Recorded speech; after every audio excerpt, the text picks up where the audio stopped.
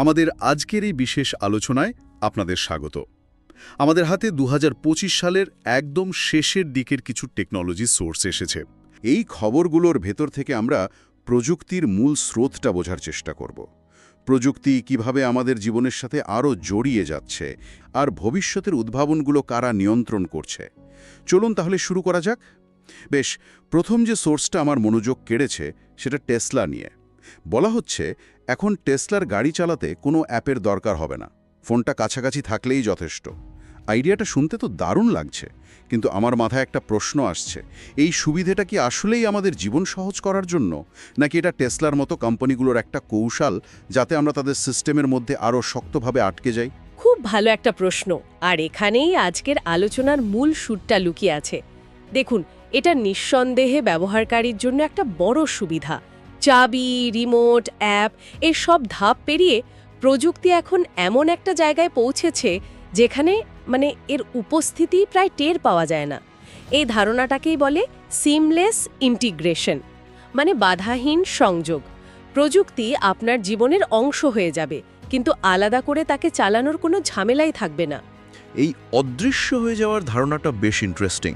তার মানে কি ভবিষ্যতের সবচেয়ে সফল টেক কোম্পানি তারাই হবে যাদের পণ্য আমরা সারাদিন ব্যবহার করব, কিন্তু তাদের নামটাই হয়তো ভুলে যাব? একদম, সেরা প্রযুক্তি তো সেটাই যা অদৃশ্য। এই একই চিন্তার ছায়া কিন্তু আমরা গুগল ডক্সের নতুন ফিচারেও দেখতে পাই। সোর্সে বলা হয়েছে তাদের নতুন এআই ভয়েস রিডার যে কোনো ডকুমেন্ট ব্যবহারকারীকে পড়ে শোনাবে। এখানেও দেখুন, আপনাকে স্ক্রিনের দিকে তাকাতে হচ্ছে না, পড়তেও হচ্ছে না। প্রযুক্তি ব্যাকগ্রাউন্ডে থেকে আপনার কাজটা করে দিচ্ছে। হ্যাঁ, আর এটা তো বিশেষ করে প্রতিবন্ধী ব্যক্তিদের জন্য প্রযুক্তিকে অনেক বেশি সহজ করে তুলবে। ঠিক তাই। কিন্তু এই অদৃশ্য প্রযুক্তির একটা সমস্যাও তো আছে, তাই না? যখন আমরা ঠিকভাবে বুঝিই না যে একটা প্রযুক্তি কিভাবে কাজ করছে, তখন কি আমরা এর ওপর একটু বেশি অন্ধভাবে বিশ্বাস করতে শুরু করি? যেমন ধরুন, টেসলার গাড়িটা যদি নিজে থেকে কোনো ভুল সিদ্ধান্ত নিয়ে ফেলে, তার দায়ভার শেষ পর্যন্ত কার ওপর বর্তাবে? চালকের নাকি সফটওয়্যার নির্মাতার? এটাই তো $1,000,000 প্রশ্ন। প্রযুক্তি যত বেশি স্বয়ংক্রিয় হচ্ছে, দায়বদ্ধতার প্রশ্নটা তত বেশি জটিল হয়ে উঠছে। টেসলার ফিচারটা দেখাচ্ছে কিভাবে একটা ভৌত বস্তু আমাদের গাড়ি আর ডিজিটাল জগৎ আমাদের ফোন এক হয়ে যাচ্ছে। কিন্তু এই মিশ্রণের ফলে আইন আর নৈতিকতার নতুন নতুন ধূসর জায়গা তৈরি হচ্ছে। একটা অ্যাপ ক্র্যাশ করলে তার প্রভাব সীমিত, কিন্তু একটা গাড়ি যখন ভুল করে তার পরিণাম তো মারাত্মক হতে পারে। তার মানে সুবিধার সাথে সাথে এক ধরনের অস্বস্তিও কাজ করছে। আমরা একটা সিস্টেমের উপর ভরসা করছি যেটার ভেতরের কার্যকলাপ সম্পর্কে আমাদের কোনো ধারণাই নেই। এই ভরসা রাখাটাই তো সবচেয়ে বড় ঝুঁকি। আর এই আস্থার জায়গাতেই আঘাত হানার মতো একটা খবরও কিন্তু আমাদের সোর্সের মধ্যে আছে। আপনি নিশ্চয়ই ক্রোম ব্রাউজারের ওই ক্ষতিকর এক্সটেনশনগুলোর কথা বলছেন। ঠিক তাই। সোর্সে বলা হয়েছে দুটো ক্ষতিকর এক্সটেনশন পাওয়া গেছে যেগুলো ব্যবহারকারীর তথ্য চুরি করছে। কিন্তু সবচেয়ে ভয়ের ব্যাপার কি জানেন? দুটো এক্সটেনশনের নাম এবং ডেভেলপারের নাম হুবহু এক। একজন সাধারণ ব্যবহারকারী কিভাবে বুঝবে কোনটা আসল আর কোনটা নকল? এটা তো সরাসরি আস্থার উপর আক্রমণ। এখানে আসলে বিষয়টা মনোবিজ্ঞানের। সাইবার অপরাধীরা জানে যে মানুষ পরিচিত নামে ভরসা করে।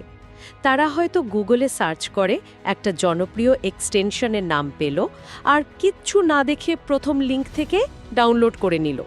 তারা ভাবছে এটা তো পরিচিত সফটওয়্যার, হয়তো কোনো আপডেট এসেছে।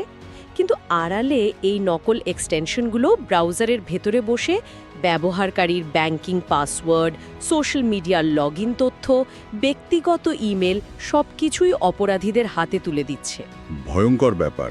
এটা অনেকটা আপনার ঘরের দরজায় আপনার পরিচিত কোনো বন্ধুর মুখোশ পরে একজন ডাকাত দাঁড়িয়ে থাকার মতো। আপনি তো কোনো দ্বিধা ছাড়াই দরজা খুলে দেবেন। হ্যাঁ, এই ব্যক্তিগত পর্যায়ে ঝুঁকিটা তো বোঝা গেল, কিন্তু এই নিয়ন্ত্রণের খেলাটা যখন আরও বড় পরিসরে হয় তখন কি ঘটে? যেমনটা আমরা টিকটকের ক্ষেত্রে দেখছি। আমাদের সোর্সে বলা হয়েছে যুক্তরাষ্ট্রের টিকটকের নিয়ন্ত্রণ একদল নতুন বিনিয়োগকারীর হাতে তুলে দেওয়া হচ্ছে, যার মধ্যে অরাকল এবং সিলভার লেকের মতো বড় বড় নাম আছে। এই খবরের সাথে সাধারণ ব্যবহারকারী তথ্যের ঝুঁকির সম্পর্কটা কোথায়? সম্পর্কটা হলো নিয়ন্ত্রণে মাত্রার। ক্রোম এক্সটেনশনের ক্ষেত্রে প্রশ্নটা হলো আপনার ব্যক্তিগত ডেটা কে চুরি করছে, আর টিকটকের ক্ষেত্রে প্রশ্নটা হলো কোটি কোটি মানুষের ডেটার মালিকানা কার হাতে থাকছে, আর সেই ডেটা কোন দেশের আইন দ্বারা চলবে। ওরাকেলের মতো আমেরিকান কোম্পানি যখন এর অংশীদার হচ্ছে, তখন আমেরিকান সরকার চাইলে কি সেই ডেটাতে অ্যাক্সেস পাবে? আবার টিকটকের মূল প্রযুক্তি তো চীনের বাইট ড্যান্সের হাতে, তাহলে সেই নিয়ন্ত্রণই বা কতটা থাকছে? তার মানে এটা শুধু একটা অ্যাপের মালিকানা বদলের বিষয় নয়, এটা তার চেয়ে অনেক বড় কিছু। অবশ্যই, এটাকে বলা হয় ডেটা সার্বভৌমত্ব। সহজভাবে বললে, ডেটাকে যদি আজকের দিনের তেল ধরা হয়, তাহলে টিকটকের মতো প্ল্যাটফর্মগুলো হলো বিশাল তেলের খনি। এখন বিতর্কটা হলো এই খনির মালিকানা আর এখান থেকে তেল তোলার নিয়ম কে ঠিক করবে। এটা শুধু একটা ব্যবসায়িক চুক্তি নয়, এটা ভূ রাজনীতির দাবার এক বড় চাল। বাহ, আমরা হয়তো শুধু মজার ভিডিও দেখছি, কিন্তু পর্দার আড়ালে আমাদের ডেটা নিয়ে বিভিন্ন দেশ আর কর্পোরেশনের মধ্যে এক বিশাল ক্ষমতার লড়াই চলছে। আপনি একেবারে পয়েন্টটা ধরেছেন। সুবিধা এবং নিয়ন্ত্রণ, এই দুটোর মধ্যে একটা ভারসাম্য খুঁজে বের করাই এখনকার সবচেয়ে বড় চ্যালেঞ্জ। আচ্ছা, এই ঝুঁকি আর নিয়ন্ত্রণের খেলাটা তো বর্তমানের ছবি, কিন্তু এই খেলার নিয়মগুলো ভবিষ্যতে কারা তৈরি করছে? আমাদের হাতে এনভিডিয়া আর অ্যাপেল নিয়ে দুটো ইন্টারেস্টিং সোর্স আছে। প্রথমে এনভিডিয়ার কথা বলা যাক। সোর্সে বলা হয়েছে, কৃত্রিম বুদ্ধিমত্তার চিপ সরবরাহে তাদের অবস্থান এখন আগের চেয়েও অনেক বেশি শক্তিশালী। দেখুন, এনভিডিয়ার গুরুত্বকে এই মুহূর্তে কোনোভাবেই ছোট করে দেখা যাবে না। আমরা এআই নিয়ে যত বড় বড় কথাই শুনি না কেন, চ্যাটজিপিটি থেকে শুরু করে ছবি আঁকার মিডজার্নি পর্যন্ত, এগুলোর সবকিছুর পেছনে যে মূল শক্তিটা কাজ করে তা হলো শক্তিশালী হার্ডওয়্যার, বিশেষ করে জিপিইউ, যা এক কথায় এআই এর মস্তিষ্ক।